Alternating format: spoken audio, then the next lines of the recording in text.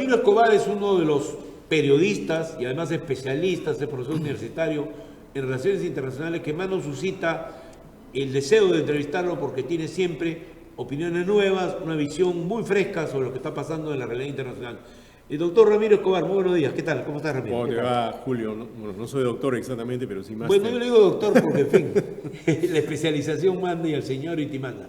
Bien, Okay. Yo quería empezar por un tema que es muy importante. Se ha producido un cambio bastante notorio en la correlación política de fuerzas que había anteriormente en la América Latina con la que hay ahora.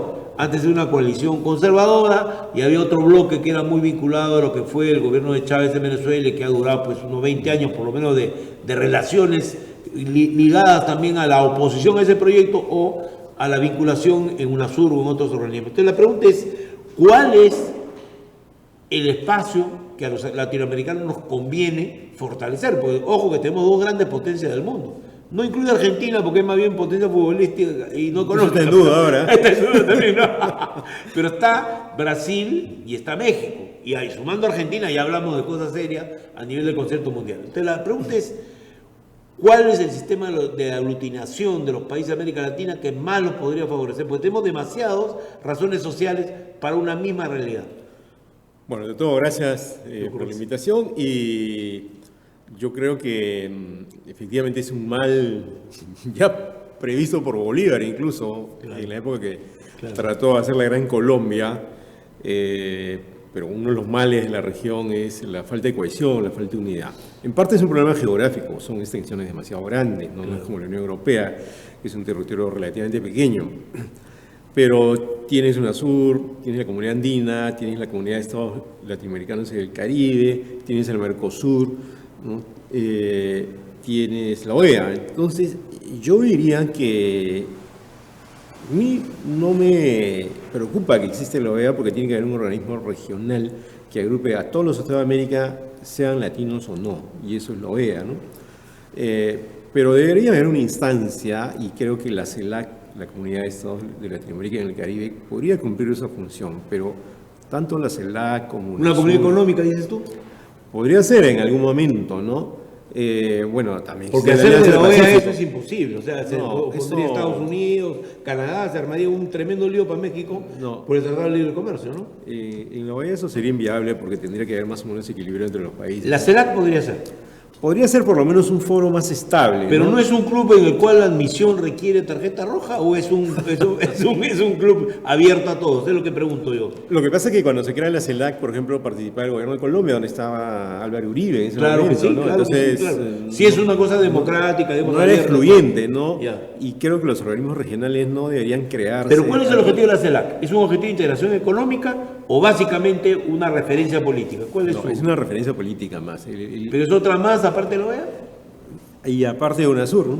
Entonces, pero doctor, acá hay un tema de economía hasta de plata, ¿no? En el sentido más vulgar del término, es decir, ¿qué hacemos gastando en tantos organismos si ninguno de esos organismos tiene una especialización? O sea, por ejemplo, una cosa que tiene sentido común es el pacto andino, convertirlo en un pacto quizás andino-amazónico que permitiría abarcar Sudamérica y cohesionar alrededor del objetivo de defensa de la Amazonía y probablemente también objetivos de defensa de nuestros intereses económicos comunes, ¿no? Me parece que, por ejemplo, tiene mucho sentido que el cobre tenga su propia coalición dentro de esa alianza y etcétera. Todos los países de la Amazonía, que son 9 naciones, participen también, no sé. Me da la impresión que hay que ser más prácticos en el diseño o seguimos con lo mismo. Curiosamente, el organismo que sí ha funcionado más en términos económicos ha sido la Alianza del Pacífico. Mira tú. Y la Alianza del Pacífico se crea, en cierto modo, con motivaciones ideológicas, ¿no? Porque eran países que sí, en el momento que era la derecha contra la izquierda, realmente, ¿no? Sí, algo así, ¿no? Algo así. Sintonizaban política e ideológicamente, pero ahora resulta que los gobiernos que pertenecen a la Alianza de los países que pertenecen a la Alianza del Pacífico están más bien en el centro hacia la izquierda, ¿no? Que son, digamos, los países latinoamericanos. Eso no incluye a China ni a Vietnam ni a esos países. Bueno, han propuesto que ingresen, por ejemplo, Singapur, Honduras, Corea del Sur, lo que significa sacudir a la Alianza del Pacífico. Probablemente la intención original que la creó, ¿no? Se crea, y yo recuerdo que incluso se anuncia así, ¿no? Países que tienen un manejo económico más o menos común. Pero tiene sentido, ¿no? Tiene sentido, porque la Alianza del Pacífico sería justamente una que puede proponerse objetivos económicos claramente y tiene una posibilidad integracionista mirando al Pacífico, que es el mar del futuro, y también podría tener la espalda mirando a la Amazonía, ¿no?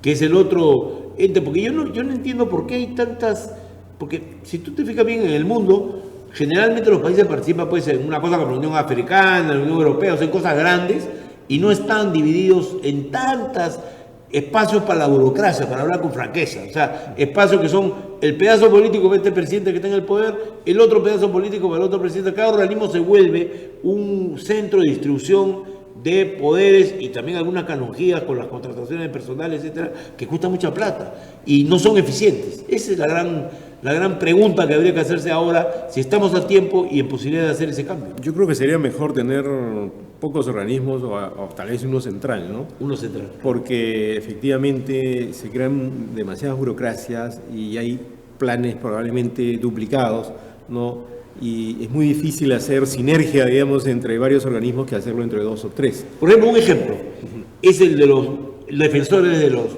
ambientales. Un proyecto que tiene su razón de ser, que es que se defienda a todos aquellos que están cayendo. El acuerdo de Escazú es importante para eso, por ejemplo. Sí, pero ahí hay un problema, pues. ¿No es más lógico que eso entre al sistema interamericano? O sea, crear un organismo para darle trabajo a todos los muchachos de CEPAL, ¿no? Y crear, lo digo sin ningún tipo de prejuicio contra ellos, porque han hecho una gran labor en lo suyo. ¿Tiene sentido convertir a ese grupo de burócratas en los gestores de una cosa que alcanza? Mueren 178 personas. Ha muerto el último año. Está bien, es una causa muy importante, pero esa causa de defensa de la vida humana no la puede asumir la Corte Interamericana o la Comisión Interamericana de Derechos Humanos. Ya, lo que pasa es que, Julio, el acuerdo de Escazú es un acuerdo que enhebra, crea un urdimbre entre los derechos humanos y el medio ambiente. Pero hay un problema, una discusión, que es la interferencia, porque si tú vas a creer, paralelo a la Corte Interamericana, una especie de Corte Interamericana con los mismos poderes para el medio ambiente, se va a armar un despelote tremendo, ¿no? Es que no hacer una corte, eso es el acuerdo de Escazú lo que propicia es como un marco general, claro, que compromete a los países a que agilicen sus políticas ambientales, a que creen, por ejemplo, cuerpos especializados para defender a los defensores ambientales, a que tú puedas pedir acceso a la información ambiental hasta un municipio, pero que tiene se te dé rápido, prerrogativa, ¿no? Que solo la tiene la Corte Interamericana. O sea, es decir, está dando un poder. Yo solamente estoy haciendo mi labor de periodista, estoy preguntándome si realmente se justifica, por ejemplo, en ese caso, hablamos de un caso muy específico, ¿no? Que en realidad no merece la pena tampoco dedicarle mucho tiempo, pero en realidad ese tratado está correctamente concebido para ser visto dentro de la estrategia integracionista. No, es un aspecto particular, probablemente justificado, pero que podría probablemente incluirse en una política internacional más integradora, que abarque más temas, como por ejemplo el tema ambiental, unido al tema amazónico, temas que ve de derechos humanos, unidos a los temas también de derecho laboral, en fin. Creo que nos falta, no sé si es algo como la Unión Europea, de repente llegó el momento, ¿no? Habrá que ver, de repente ¿no? Llegó el momento, ¿no? Pero el acuerdo de Escazú, lo interesante para mí es que junta la cuestión de los derechos humanos con la cuestión del medio ambiente. Se especializa el tema. Claro, pero además estas dos, digamos, pulsiones más nobles del ser humano, claro, como defender los derechos humanos y conservar el ambiente y los ecosistemas, ya forman parte de una nueva mentalidad, unas nuevas doctrinas. Entonces el Acuerdo de Escazú está respondiendo a eso y está creando un marco para que los países que lo ratifican hagan que sus políticas ambientales sean más dinámicas, más efectivas y además cuiden más a quienes defienden los ecosistemas. Entonces yo creo que sí tienen una razón de ser. No, sí, probablemente la tiene, yo no descarto eso, pero por ejemplo, ¿no sería más sensato que por ejemplo fortalezcamos el régimen? No es por Escazú, sino el tema amazónico. A mí me preocupa muchísimo, me parece que ahí hay una columna vertebral donde Escazú podría imbricarse, porque ¿qué sentido tiene que países de las Bahamas, países que no tienen nada que ver con el tema ambiental estricto, que es el que estamos viviendo? Los muertos están en los bosques, los muertos están en la zona donde hay Amazonía o selvas tropicales. Entonces ahí hay que tener una política que esté estrechamente vinculada, por lo menos desde el punto de vista del Perú, ¿no? Probablemente a este tema de la defensa de la Amazonía, ¿no? Bueno, es que lo que pasa, Julio, es que precisamente hablando de organismos por montones, digamos, existe también la Organización del Tratado de Cooperación Amazónica, que no funciona de la manera que debería funcionar. Por ejemplo, cuando en el 2019 proliferaron los incendios en Brasil, que en realidad todos los años hay incendios en la Amazonía, pero ese año fueron especialmente graves y en parte... Intencionados parece ser, ¿no? Por los ganaderos. Digamos, la flexibilidad, la tolerancia de Jair Bolsonaro como presidente de Brasil a lo que se llaman en Brasil las queimadas, es decir, arrasar bosque para ampliar la frontera agrícola o ganadera, hicieron que ese año, el 2019, los incendios fueran más intensos. Pero, por ejemplo, ahí el Tratado de Cooperación Amazónica no reaccionó de manera suficiente al punto que tuvieron que convocar una reunión de emergencia por su cuenta los estados amazónicos, claro, o algunos de ellos, en vez de usar la plataforma del tratado, ¿no? Entonces, yo pensaba en ese momento, ¿y por qué no es el tratado? Porque lo que pasa es que se burocratizan los organismos. Por ejemplo, el Pacto Andino es un buen ejemplo, la CAN inclusive, ¿no? La Comunidad Andina de Naciones. La Comunidad Andina de Naciones, ¿no? Un buen ejemplo, ¿no? De la falta, digamos, de presencia en una serie de temas muy importantes. Por ejemplo, no sé cuánto aporta el que haya un Parlamento andino. No quiero parecer como el escéptico de la película, sino estoy diciendo de cosas que hay que empezarlas a reflexionar. ¿Cuánto aporta el famoso Parlamento andino, que cuesta un montón de plata y que no se ve resultados? O sea, quiere decir que hay que quizás repensar, ¿no? No digo lo mismo sobre el Parlamento Europeo, que sí cumple una labor promotora de un montón de... Está colgada de un gobierno supranacional. Así es, ¿no? Que es la ventaja, parece ser. Ya basta de pactos y quizás hay que irse a una forma de integración mucho más radical y mucho más pensada, ¿no? No sé si Brasil se quiera meter en una cosa así, pero yo sé que a los andinos nos va a ir muy mal si no aprovechamos la presente crisis para hacer presencia por ahí, ¿no?